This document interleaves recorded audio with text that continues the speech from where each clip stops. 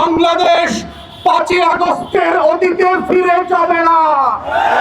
বাংলাদেশে আওয়ামী লীগ ফিরে আসতে পারবে না। বাংলাদেশে দিল্লির দাসত্ব কায়েম হবে না।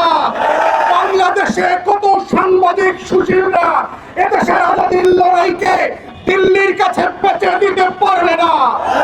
এই বক্তব্য খুব পরিষ্কার। যারা বাংলাদেশের আনাচে কানাচে প্রান্তে ঘুরে বেড়ান নাই, যারা বাংলাদেশের অলিতে গলিতে টান দোকানে আজাদীর আকাঙ্ক্ষা বোঝেন না, যারা ওসমান হাদির নামটা পর্যন্ত সুন্দর করে উচ্চারণ করতে পারেন না, যারা ইনকিলাব মঞ্চের নাম শোনেন নাই, তারা আগামী দিনের বাংলাদেশে অপ্রাসঙ্গিক হয়ে যাবেন।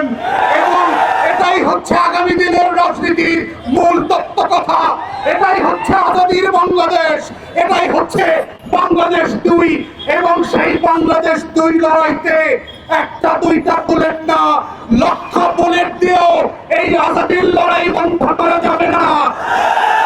আপনারা বলার চেষ্টা করেছেন হেফাজতের গণহত্যা হয়েছে, 1,64,000 বুলেট পেয়েছিলেন। আওয়ামী লীগ ক্ষমতায় থাকতে পারে নাই। বিরোধী দলের 15,000 নেতা কর্মীকে গুম খুন করেছেন। আওয়ামী লীগ ক্ষমতায় থাকতে পারে নাই। পিলখানায় গণহত্যা করেছেন। আমার 57 জন সেনা কর্মকর্তাকে শহীদ করেছেন। দিল্লির আধিপত্য টিকে থাকে নাই। নির্বাচন ব্যবস্থা ধ্বংস করে দিয়েছেন। 16 বছর ধরে গোলাম গণমাধ্যম দিয়ে বাংলাদেশের আজাদীর বিপক্ষে প্রত্যেক দিন তথ্য সন্ত্রাস করেছেন। আওয়ামী লীগ ক্ষমতায় থাকতে পারে নাই।